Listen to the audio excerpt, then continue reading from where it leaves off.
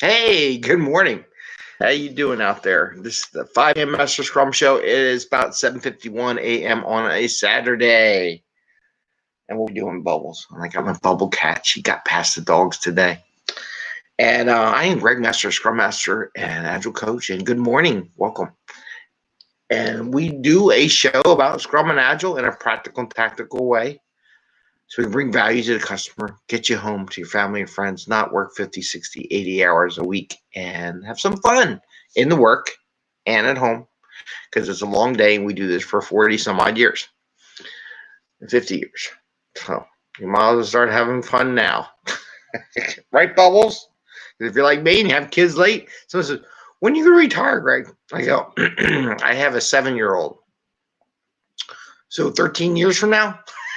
So they're like, yeah, right. Because it's funny. I'm not going to happen.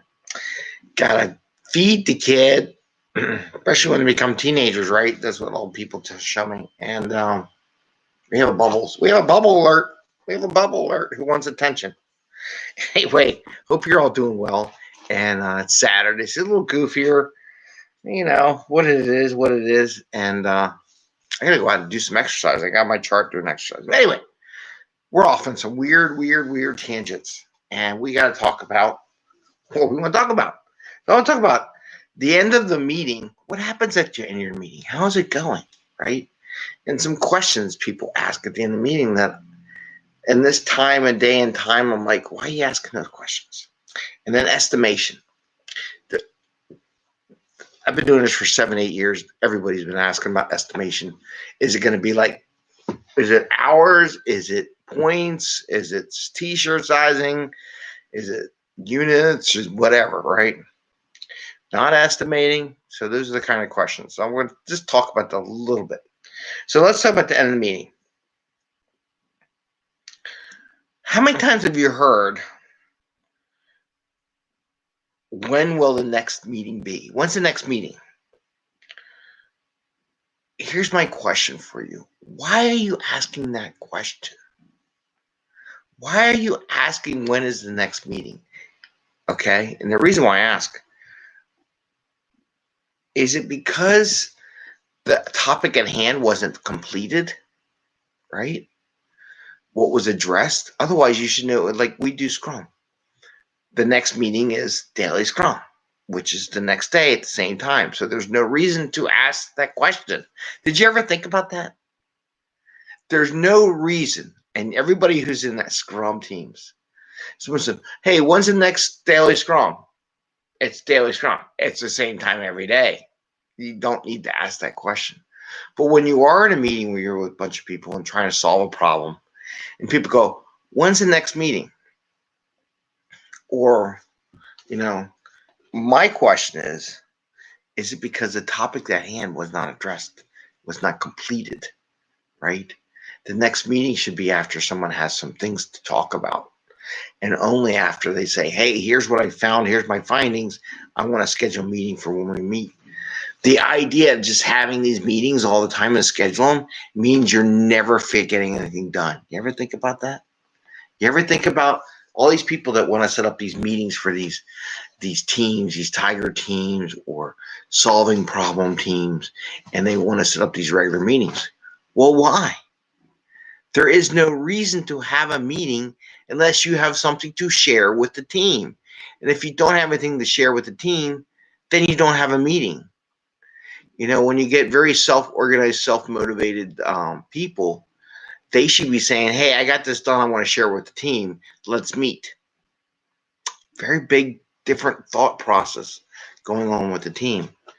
So my challenge to whoever's facilitating, quote, facilitating these meetings, are you shaping the meetings up in a way that people get stuff done and they close out for the meeting and it's really not a question, when is the next meeting, right?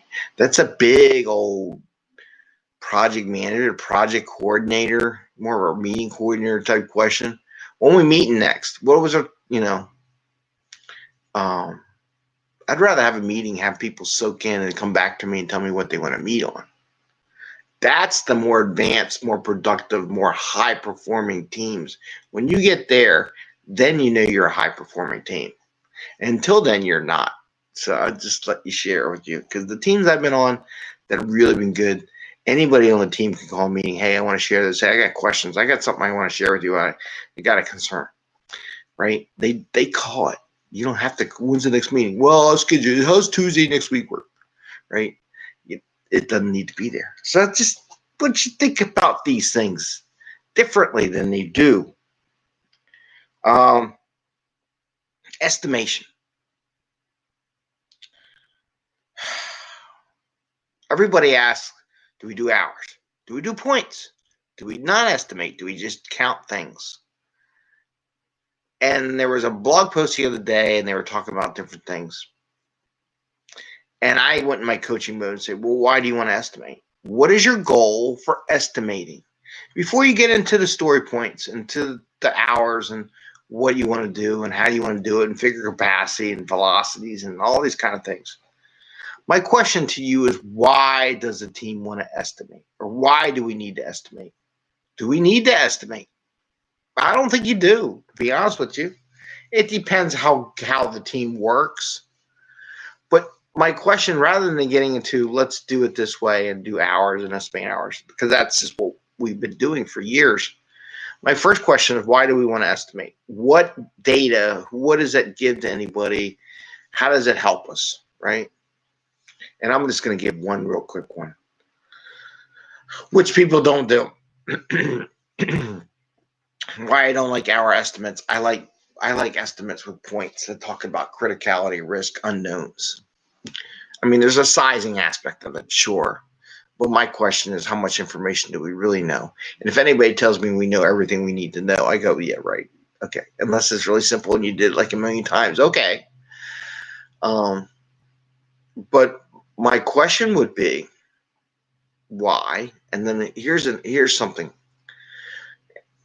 And why do we use why points make good idea? Well, if our goal is to estimate how much work and deliver product that can be implemented within a sprint, we need to know how much time it typically takes us.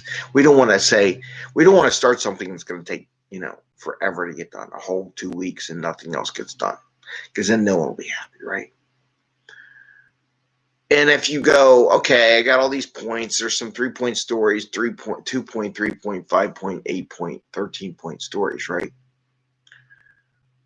One of the things you want to do as you build up your sprint backlog is you don't want to start a 3 or 5, 8-point story on the last couple of days of a sprint, right? If you were just tracking items and you really didn't size them up and figure complexity, or like if you had something like a 2-point story and you bumped it up because there's some unknowns, if you wait to the end of the sprint to address those unknowns, you'll never know what to do. You're better off taking those bigger stories and put them up front, talk about them, see if there's any unknowns, put feelers out to other teams, ask them questions, get them to know if they can give you your data within the sprint, and work on some stuff and make sure it's done so that you can get that work done. If you wait till the last day of the sprint, you won't know all those unknowns. You won't have looked at it, right? If you just do counts of stories, there is no looking into it. It's just number of issues. It's just, I got 50 issues. I'm going to do 50 issues. And whatever prior they come through, no matter what the complexity, no matter what the thing. So what if all the first 20 of them were real simple issues and you knocked them out in a day? Then what, right? Or you took 5 days and the first 5 days of the 2-week sprint, all you did was hit small issues. So this is 2 things talking about why do you want to know when the next meeting is and why do you end it that way, right? And then estimation. Do you know why you're estimating?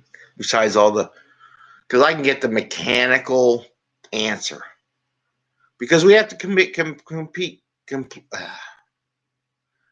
calculate complexity, or we need to know our estimates so what we're committing to. We need to tell our bosses what our velocity is. Why? Right?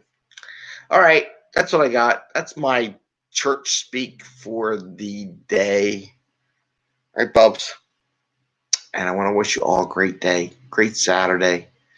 Maybe you're even getting ready to do your Sunday, depending where you are on the planet. And thumbs up. I got to check to see if New Zealand launched their rocket. Think they launched their rocket, Bubbles?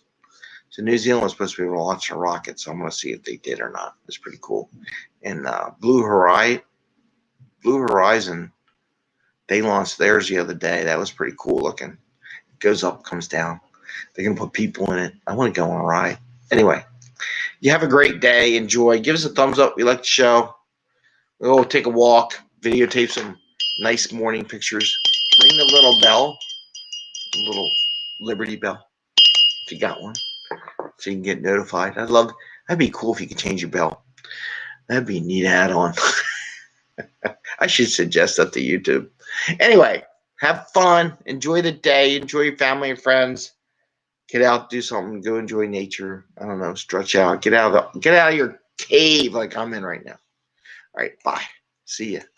See you tomorrow.